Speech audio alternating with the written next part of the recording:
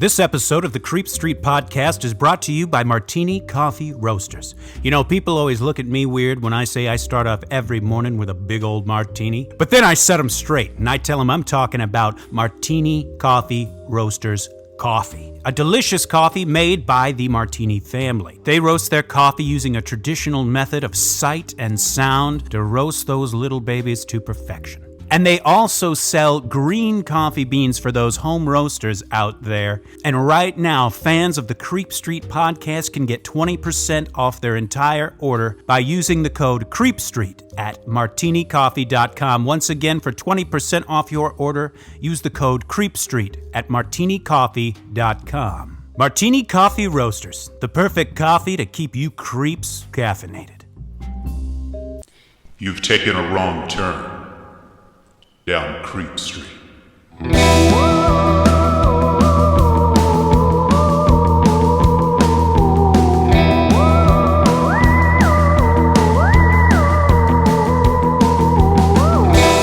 Citizens of the Milky Way, this is Maureen Bogey. And this is Dylan Hackworth. And you are listening to the Creep Street Podcast. Oh, yeah. Thank you for joining us today and for being a member of the Creep Street Homeowners Association.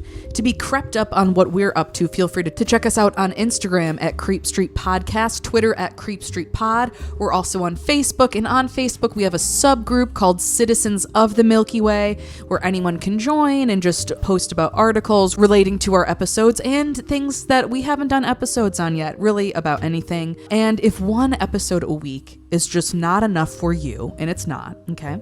It's not. Yeah, it's not. Quit kidding around. Seriously. Quit kidding around. We're going to have to hook you up to a lie detector test. I know, we will, and it's we will. expensive. And it's expensive. Certainly not as expensive as our Patreon. That's true. It's actually very affordable, and it is at patreon.com/creepstreetpodcast. Oh, yes. Where you can get all sorts of bonus content, ranging from full bonus episodes to movie commentary to original short stories to all sorts of things. You can check that out once again at creepstreetpodcast@gmail.com. Oh, yeah.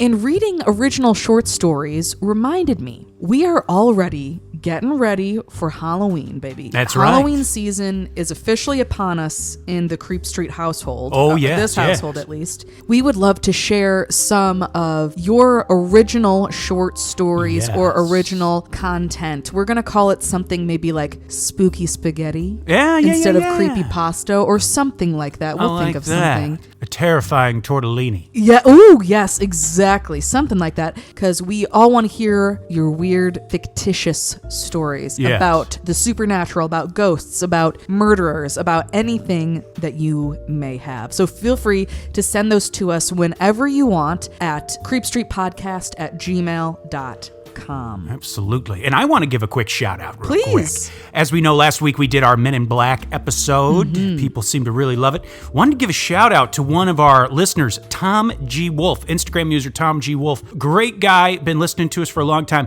He wrote a very fascinating article on the Men in Black, and I wanted to give that a shout out. It's called Harbingers of Paranoia, How the Men in Black Infiltrated the UFO Phenomenon by Tom G. Wolf at wearethemutants.com. Give that a check. Very cool. Very cool stuff over there. Big thank you to doing all that you do and for being a listener to the podcast. We are so happy to have you here. Absolutely. Well, good golly, god dang it. Think I just need to pull the Band-Aid off. I think you do. I think you need to just tell us what the fuck is going on. Brace yourselves, because this week's episode is The Haunting of Ringcroft Farm. Oh, yes. Let me give you my sources real quick. First was an article called The Haunting of Ringcroft by TCB Finn at The Scots Magazine. The Ringcroft Entity, A Violent Demonic Haunting in Scotland by Brent Swanser at Mysterious Universe. And The Ringcroft Poltergeist, Scotland's Most Extreme Haunting by a guest writer at spookyisles.com.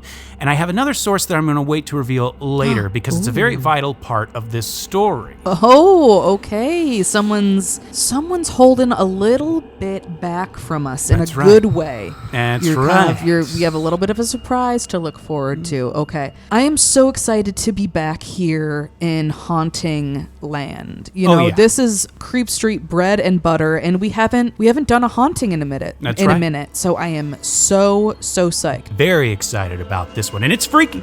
Big time. It's freaky.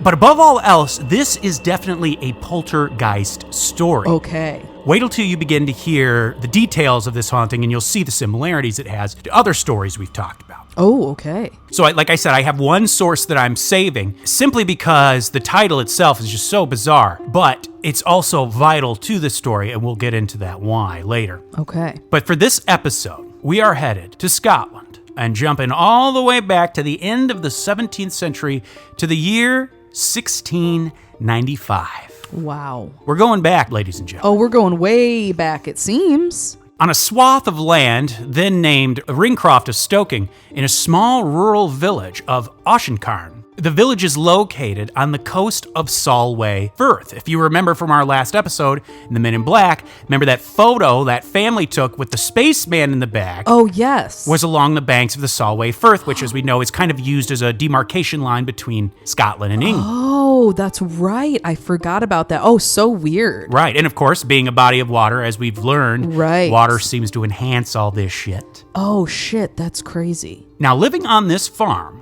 was a man named Andrew Mackie, as well as his wife and children. They lived a simple and apparently God-fearing life. Amen. Literally. They were quiet, hard-working people. They didn't have much, but they were happy. Well, things began to get weird one morning in February of 1695. Andrew Mackie had gone out early to begin the day's work that needed to be done around the farm when he saw that all the cattle had broken loose from their tethers and were just grazing all around the farmland. Well, Andrew thought that was weird. Not that a tether may have broken because, when a cow gets loose, because those sorts of things happen. Right. What was weird was that literally all the cows had gotten loose. All their tethers had broken during the night. Yeah, that's crazy. Andrew found that strange and assumed that perhaps they just needed stronger tethers and just needed to fasten more securely. So that night, he brought the cattle in, tethered them up, made sure it was secure, and he used thick tethers too, heavier tethers. Thick.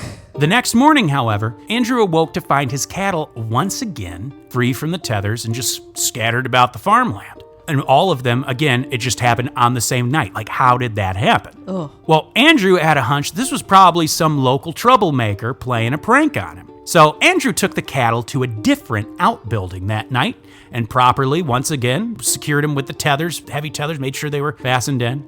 Andrew went to sleep that night thinking, okay, I bet I got the best of these pranksters. See what they make of that. Well, the next morning, Andrew went out to do the daily work, and he was greeted by one hell of a surprise. The cattle were still tethered up securely. The problem was, it wasn't in the outbuilding. The cattle had all been moved and tethered up to the side of the farmhouse where the Mackies lived. On top of that, one cow in particular was tethered to the farmhouse in such a way that all four of its hooves were just barely off the ground. It doesn't sound like the cow was in pain or anything. Right. It was just like hoisted like an inch off the ground, like a baby in a sling or something. You know what I mean? Like how you'd wear a baby in a sling or something. Like it was just like about an inch off the ground. Oh my God, this is real poltergeist. But this is like whatever is going on here, if we Right. take away the possibility of it being like some prankster, teens. Right. It is some force that is very powerful that would be able to physically manifest that much. Right. So whatever this is serious and a big deal. Absolutely. Well, Andrew was floored by this, as you can imagine. Whatever this thing was, it was able to hoist a full-grown cow Good off the Lord. ground and secure it to the wall. Set aside the fact that whoever did this was actually able to do it. How are they able to move all those cows from the outbuilding to the farmhouse and tether them to it without the Mackies waking up? Exactly. Literally hoisting a cow. Right. Cows aren't quiet. No. When they're getting upset, when they want to be, they're vocal little motherfuckers. Yeah, they'll let you know what's going on. Keep in mind, this is a 1695 farmhouse, so I can't imagine it's the most soundproof. Exactly, yeah. This certainly unsettled Mr. and Mrs. Mackie, but it all became personal when one night, that very same month in February, the Mackies were awakened by the smell of smoke. They rushed out of their room and soon found what it was. Someone had stacked a pile of peat in the center of the house. Peat is like compost, like rotten vegetables, stuff like that. Compost, essentially. Well, and then it's also like moss. Moss, yes, organic material and like vegetation. Yeah. Someone had stacked that up in the middle of the house and lit it on fire. Oh my God. But things only began to escalate from there. Much like we've heard in previous poltergeist tales, the Mackies began to find themselves constantly bombarded with stones being tossed from seemingly out of nowhere. This started in March, not long after the cattle stuff was happening, and these would range from little pebbles to chunky rocks that could actually hurt somebody. And this is another big thing that comes up with lots of different poltergeist cases. Right. Ones we've talked about and ones we haven't, where it's like things are being thrown at you or just from around the room, but the source of where it's being thrown from is like very much unknown. Right. And not just like the person or the being or whatever, but like actually you don't know exactly where it's even coming from. Right. Or where the fuck rocks came from. Right. Like here, maybe their house was made of rock or stone or Right. something, so maybe that's what was going on, but still it's like, Yeah, what exactly. in the hell? Weirdest of all, though, it was the family would be inside, like we said, and still getting pelted from rocks with no way of knowing where they'd come from. Sometimes they were gently tossed, and sometimes they were chucked like a baseball. It was like these rocks would materialize out of nowhere. And these rocks were thrown hard enough that they would actually break windows and furniture. Oh, God. These attacks were at their worst, though, whenever the family was in prayer. Whatever this entity was, it seemed to not like the prayer stuff. Okay. You got to think, 1695, people are probably, this is a very, you know what I mean? They're out here praying. Everybody's goddamn praying. But the family had finally reached a breaking point when there began to be loud banging noises on and inside and outside the house, sometimes even as if it was coming from within the walls. Even worse, the family also began to be struck by an unseen force. And not just stones, they said it felt and sounded like literally like someone had a heavy like walking staff. Oh. The family, especially Andrew, was constantly getting whacked with this invisible staff. Oh, God. Or it would What bang the on fuck? furniture and the walls and shit. One day in April, the Mackie kids were playing around, and they entered the main family room of the house, and they stopped where they stood. Sitting in a chair by the fire was someone wearing a blanket over themselves. They didn't know who it was, but they could see it was someone sitting in the chair with a blanket over them. Oh, my God. But it was No. clear there was a person there, and it wasn't their mom or dad. They knew that. They called out to whoever this person was, but got no response. They sat there, still, by the fire. So they slowly approached the person, the whole time speaking to them, trying to get them to say something, but nothing. Standing next to the person, one of the kids worked up the nerve to pull the blanket off and found no one. Yeah. A chair had been put upside down and placed on another chair, and the blanket was put over it to look like a person under So there. someone was playing, or something, or, you know, whatever, was deliberately trying to trick them and play a trick on them. So here's the thing, and of course the parents said they didn't do it, so who Right. knows? Maybe it was like someone pulling a prank. Think about this. This is a ghost that not only likes to scare people, it also likes to phone it in when it thinks it can. This is like the equivalent, like you ever seen a movie like where someone will sneak out and they'll put like pillows under their blanket? Yeah. So like when the mom and dad open the door, It's they're like Ferris Bueller, yeah. Right, and it looks like they're asleep, but they actually it's literally the ghost equivalent Yes. of that. Like the ghost didn't want to work that day, so he Well, he literally wanted- set up a system to. He wanted a day off. Either way, that was weird. Yeah. So weird, right? Well, I mean, he had to go to a Cubs game, It sounds like you it. know, drive a Jag around, or was it a Ferrari? Well, this was when the family reached out to a local minister named Alexander Telfair. Alexander Telfair saw with his own eyes what was going on. Oh. And had this to say. Especially in the time of prayer. Above all other times, it was busiest then, throwing most at the person praying. Stones and several other things were thrown at me. I was struck several times on the side and shoulder very sharply with a great staff, so that those who were present heard the noise of the strokes. That night it tore off the bedside and rapped upon the chests and board as one calling for access. Meaning, like, it was like something trying to get in. Yes, Like it was no, knocking, yes. trying to find a, you know. The family was, of course, hesitant at first to tell Telfair about what they were experiencing. Right. But they were very surprised when Telfair wasn't shocked at all by what he was hearing. Oh, no. You see, the minister was acquainted with the family that had lived in the home prior to the Mackies. Okay, this checks out. Because I was going to say two things. One, interesting that he was on board so quickly. And two, interesting that this entity, this poltergeist, was active when he was there. Right. Because sometimes these things purposely try to like make you seem crazy or whatever, so they wouldn't be active when the person is there to help. So very interesting. Okay. Yes. Well, like I said, Telfair was acquainted with the family that lived there before the Mackies. Now, in my sources, some of them said it was the McNaught family, and some say McKnight. I'll just say McKnight, but it might be McNaught, but just for clarity. But the McKnight family, before the Mackies were ever there, from day one of moving in, it seemed like a plague had really just descended upon the McKnight family. They were constantly getting ill, and their just luck in general was awful. It was so bad that Mr. McKnight began to suspect that the land itself was cursed. Oh. Fed up, Mr. McKnight sent his son to go meet with a local woman who had a reputation of being psychic. And the woman told the son that there was indeed a curse upon the land, but luckily for them, breaking it would actually be simple. Oh. She said that at the entrance to the house, they would find a stone slab. Hidden beneath it was a tooth, and it was this tooth that the curse was emanating from. What? All they had to do was get that tooth and burn it, and the curse would end. This seemed like this was the answer to their prayers, but on his way home, the son ran into a recruitment party and was enlisted on the spot. Oh. He was sent to be stationed at the Scottish town of Flanders. While he was there, though, the McKnight's son met a man named John Reddick, who happened to be from his same hometown. He was scheduled to return home, so McKnight Jr. asked John to go find his father and relay to him what the psychic had told him to do. Oh. And John was true to his word, and when he returned home, he went right to Ringcroft Farm to tell the McKnights. But unfortunately, by that time, Mr. McKnight had already died of mysterious circumstances. Wow. This place had a history. A history. A big time history. So what ended up happening with the tooth? At the time, there was no one living in there. So I think John's like, well, I don't know. Right. He did this thing for this person he didn't know. I And mean, now what's he going to he's do? like- Dig for this too? You know what I right. mean? I just think he was like, well, he just went about his own life. Right, you right. know. He said they didn't inform the next people because I don't know.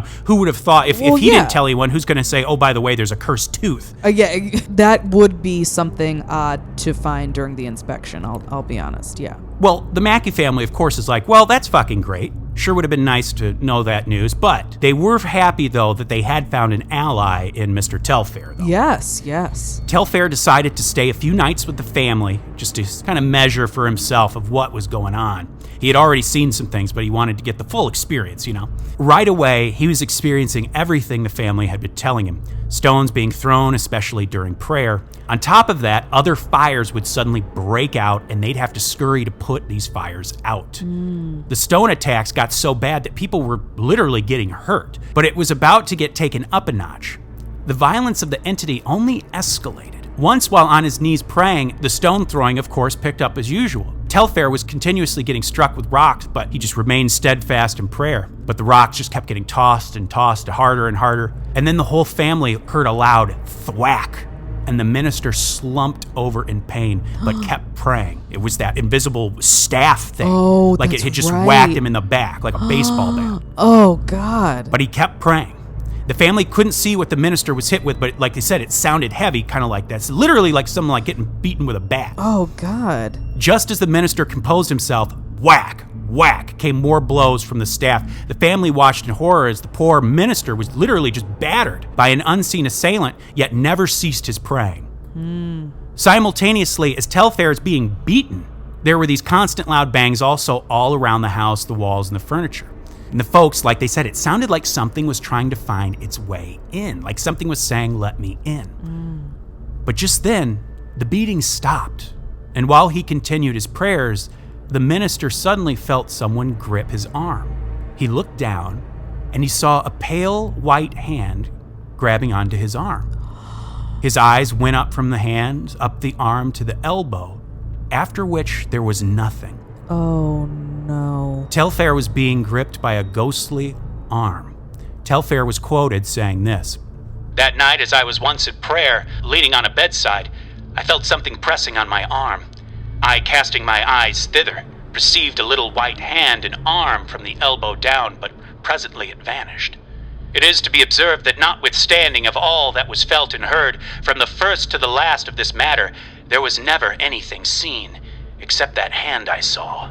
and a friend of the said Andrew Mackie said he saw it as it were a young boy about the age of 14 years with gray clothes and a bonnet on his head, but presently disappeared, as also what the 3 children saw sitting at the fireside. Fire, I'm assuming they mean that person under the blanket. Right. It's getting serious. Getting very serious. Oh, God. Yeah. Can you imagine? Awful. Like getting beat, and you can't even see where it's coming from. That's the worst. That's like, it's one thing to be getting beaten, but when you can't even see. It's the ghostly hand for me, you know? That's right. Very, very frightening. On top of all this, the whole family was now being harassed on a massive scale. Blankets were getting ripped off the bed. Sometimes people were getting ripped off the bed in the middle of the night. Some of the Mackies were even getting just physically dragged around the house by an unseen force. And in some of my sources, it even mentioned the ghostly apparition of a boy that would be seen walking out on the outskirts of the farm, like looking at the house. But he wouldn't come close, but he would be seen on the outskirts of the, you know. So by now, whatever's plaguing the Mackie family had earned a name of its own, the Trouble. It had become clear in the minister's mind that whatever they were dealing with was quite possibly demonic. And the measures that Telfair had already taken did not seem to be enough. Every time he would enter the home, and especially whenever in prayer, the house would become a circus. Telfair decided that it was time to call in some backup. So he reached out to 2 more ministers for assistance, a Mr. Andrew Ewart of Kells and a John Murdo of Crossmichael. But just as they upped their game, so did the entity haunting the farm. Oh, no. The moment the 2 ministers showed up, the trouble began, and it was never-ending chaos. This is what Telfair said. It was cruel against them, especially by throwing great stones, some of them about half a stone in weight. It wounded Mr. Andrew Ewart twice in the head to the effusion of his blood. It pulled off his wig in time of prayer, and when he was holding his napkin betwixt his hands, it cast a stone in the napkin, and therewith threw it from him. It gave Mr. John Murdo several sore strokes, yet the wounds and bruises received did soon cure.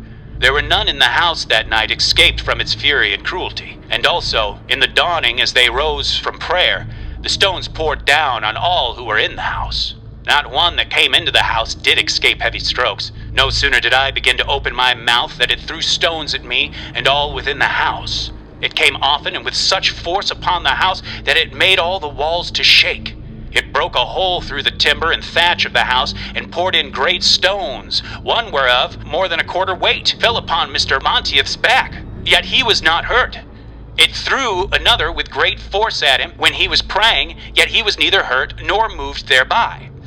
And by the way, there was another guy they brought in later. Mr. Monteith was a Reverend John Monteith from Bourges. He was another minister. But notice this, the wounds people got would apparently heal quickly. I was going to call that out too. Very much like other paranormal stories. And for whatever reason, this last minister, while everyone's getting the shit kicked out of him, he was too, but for some reason couldn't feel it. Like it wasn't hurting him. Like it was playing around with him or some shit. Playing around with him, or also that it's like, for some reason, these paranormal moments affect people differently, possibly. Right, exactly. You know, I don't know. And this was like, I of course was thinking this before, but definitely now too, like, definitely seeming more demonic. The way that it's becoming so antagonistic, and especially towards men of the cloth. Oh, yeah. You know? It's like, this is getting scary. Getting very scary. And the more people they bring in, the worse it gets. Yeah. Now, the entity by this time was on its worst behavior, not only throwing of rocks and striking folks, it had even gotten to the point of throwing fireballs at people. Fireballs? The chaos only seemed to get worse and worse, but in the midst of all the madness, Mrs. Mackie noticed a loose slab of stone by the front door. Okay, pop off Mrs. Mackie. Lifting it away, Mrs. Mackie found underneath it a folded piece of paper, and inside of it were 7 small bones, flesh, and even blood. Oh. As she took these items to the ministers, the chaos escalated with fire and rocks being thrown at her and the rest of everyone. Oh my God. One of the outbuildings suddenly burst into flames on the farm. One of the other buildings on the property. Right. Caught on fire and burned right to the ground. But when Mrs. Mackie placed the items in the hands of the minister, the chaos abruptly ended. So literally that walk, it was already bad, but that walk from the door to the minister with her carrying that stuff, shit went crazy. And like literally a house, like one of the buildings outside went up in flames. That's like crazy. Whoosh, like it was saying, don't do it. It was like pyro. It was like saying, don't do it. It sounds like a movie. Yeah. Well, the Mackie family needed a break from this chaos. And for a brief time, they moved out of Ringcroft Farm and had some neighbors watch the property for them. Much to their delight, though, the neighbors reported nothing strange happening at the farmhouse. Interesting. The Mackies were hopeful that, hey, whatever this entity was that was plaguing them, maybe it had now left. But the very moment they returned, however, the chaos started again. Now, whatever this thing was, it was speaking. When the Mackie family, for example, would get hit by that invisible staff, they would hear a voice shout, Take you that! like it's saying, take that, or on guard, or like Take it's you jousting, that. like it's fencing with them. No, I'm sure that is scary. It's just that sounds so weird to say now, but no, that is fucking scary. The Mackies were at a breaking point, and just when it seemed like they couldn't take anymore, that's when the voice told them, You will be tormented for another 4 days. 4 days. 4 days, that's weird. Well, the very next day after they were told that, the farmhouse itself caught on fire.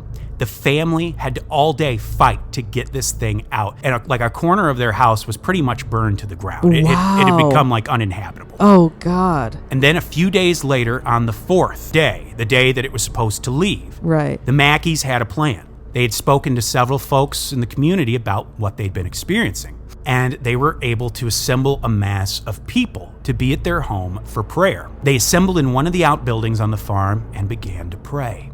Almost immediately, there was a change in the atmosphere, and all of them felt it. They prayed, and as they did, in the corner of the outbuilding, they saw a shadow rise from the floor and begin to engulf the corner of the room. It kept growing and growing, but the folks kept praying. The shadow had now engulfed the entirety of the room, and the praying townsfolk began to feel mud and rocks being thrown at them. Some were violently pushed and grabbed, enough that they actually left like marks and bruises. But they just kept praying and praying until suddenly the shadow lifted and it went quiet.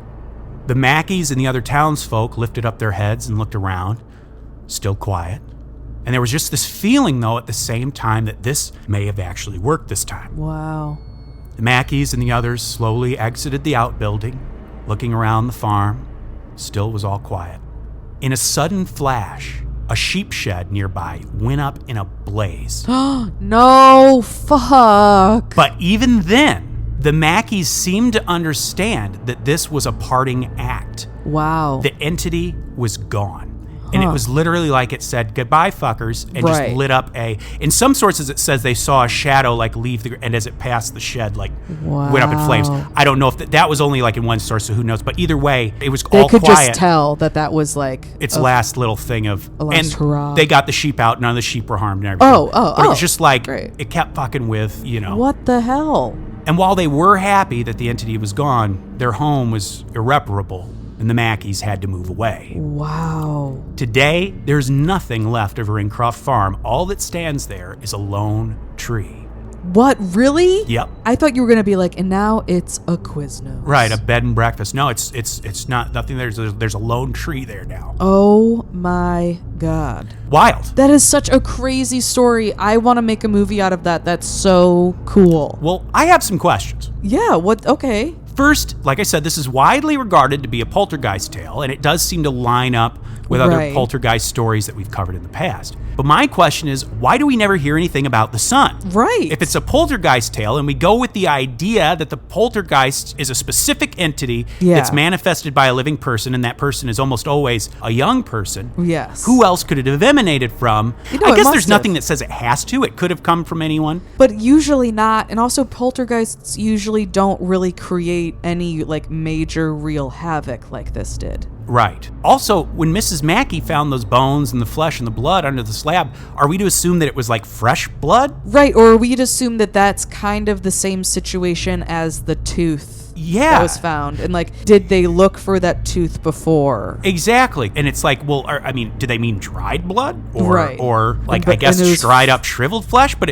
but also, was it fresh? They didn't.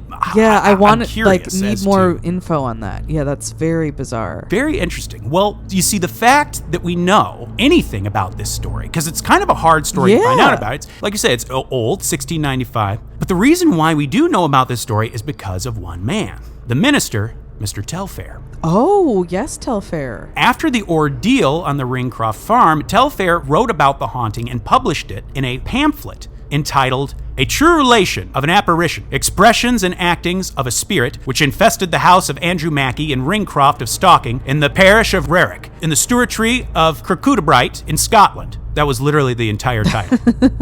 Well, I was able somehow to actually find a digital thing of this pamphlet, at least what was written in it. And Telfair does actually a very great job of chronicling the event. He broke it down day by day, what happened with dates. Wow. It's very data entry. But he did a very good job. Now, I'm going to read you an excerpt. He covered his entire time there, but the excerpt I'm going to read you is from the day that Andrew Mackie was told you have 4 more days to when it left. And I wanted to read this because it paints a very interesting and somewhat different picture of the haunting, or at least how they saw it. Okay. And also keep in mind, English was written and spoken differently in 1695. Mm-hmm. The point, I think, still gets across, but I try to clean up a little bit, but just so you know, so if it's not crystal clear, I apologize. But here we go. The 26th. It threw stones in the evening and knocked on the chimney several times, as one to have access, and began to speak and call those who were sitting in the house witches, and said it would take them to hell. The people then in the house said among themselves, if it had any to speak to it, now it would speak. In the meantime, Andrew Mackie was sleeping. They wakened him, and then he, hearing it say, thou shalt be troubled till Tuesday, asked, who gave the commission? To whom it answered, God gave me a commission, and I am sent to warn the land to repent. For a judgment is to come if the land does not quickly repent, and commend him to reveal it upon his peril. And if the land did not repent, it would go to its father, and I get a commission to return with 100 worse than itself, and would trouble every particular family in the land. Andrew Mackie said to those who were with him, if I should tell this, I would not be believed. Then it said, fetch betters, fetch the minister of Porrock, and 2 honest men upon Tuesday night, and I shall declare before them what I have to say. And then it said, praise me, and I will whistle to you. Worship me, and I will trouble you no more. Then Andrew Mackie said, the Lord who delivered the 3 children out of the fiery furnace, deliver me and mine this night from the temptations of Satan. Then the voice replied, you might as well have said Shadrach, Meshach, and Abednego.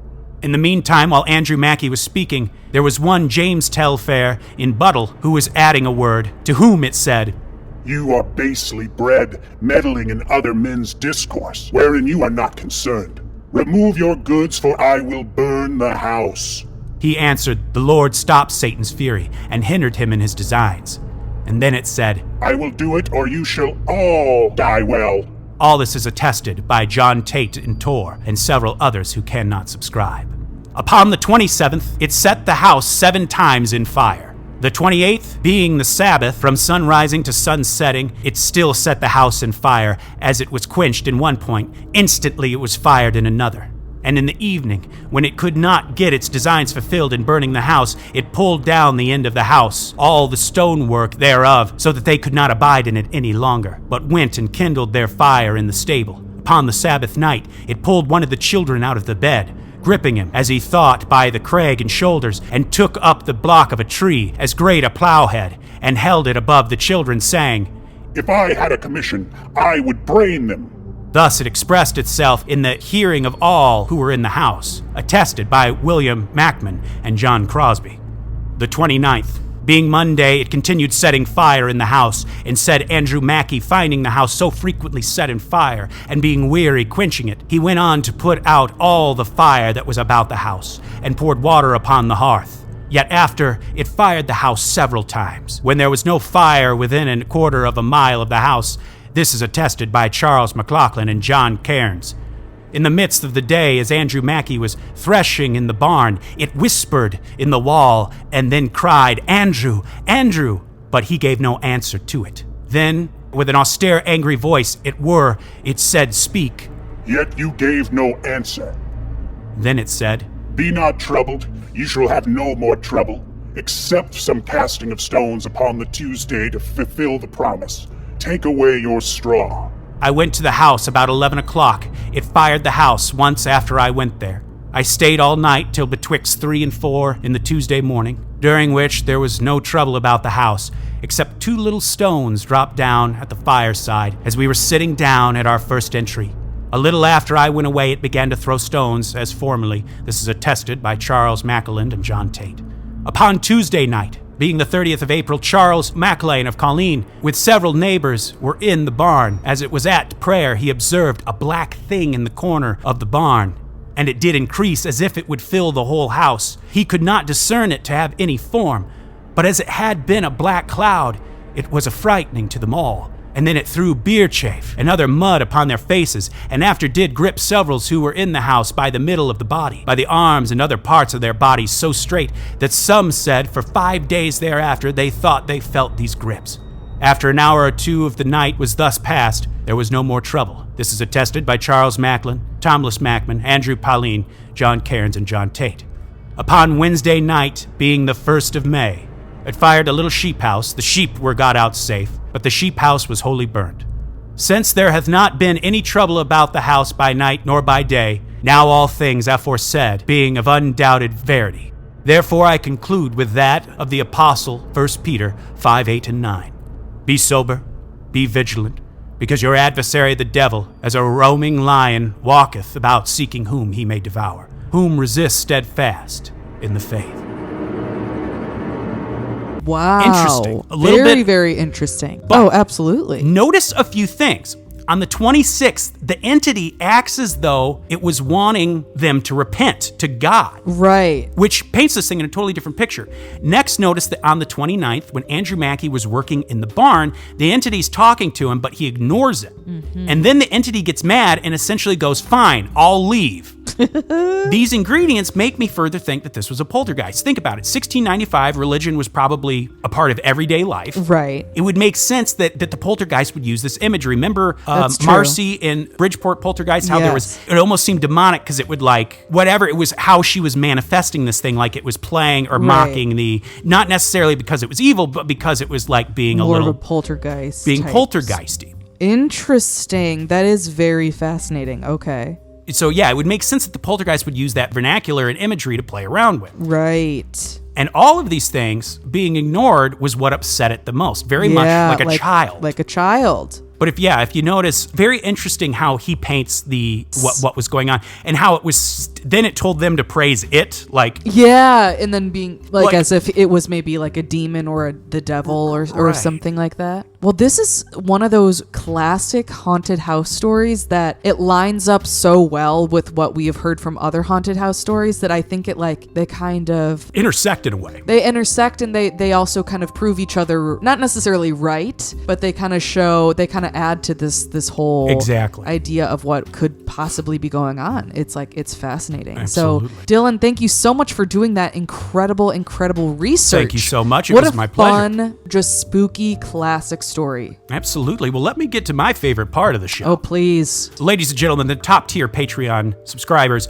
of course, the Dream James Watkins, the Finnish Face Via Lundqvist, the Madman Marcus Hall, the Vivacious Vicky McHugh, the Tenacious Teresa Hackworth, the Heartbreak Kid Chris Hackworth, the Oh So Suave Sean Richardson, the British Bone Breaker Bex Martin, the Notorious Nicholas Barker, the Terrifying Taylor Lashmet, the Count of Cool Cameron Corliss, the Archduke of Attitude Adam Archer, the Sinister Sam Kiker, the Nightmare of New Zealand Noeline Vivilli, the Loathsome Johnny Love, and the Carnivorous Kevin Bogey. Wow. Dylan, thank you so much for reading off those names. And if you are interested in checking out our bonus content, just like those lovely people, feel free to check that out at patreon.com/creepstreetpodcast. That's right. And ladies and gentlemen, please like, rate, subscribe, tell your friends, tell your family, spread the gospel.